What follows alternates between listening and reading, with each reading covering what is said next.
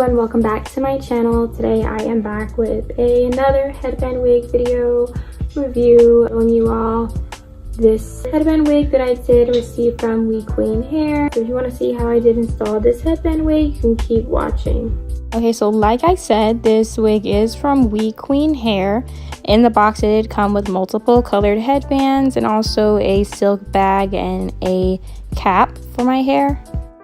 The color of the wig is number 4 and 27 and the length is 12 inches. It was actually very easy applying this wig. I pretty much put it on in no time.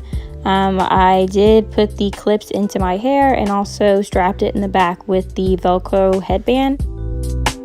I did use one of the headbands that was sent to me. This was a gray headband to match the gray shirt that I was wearing.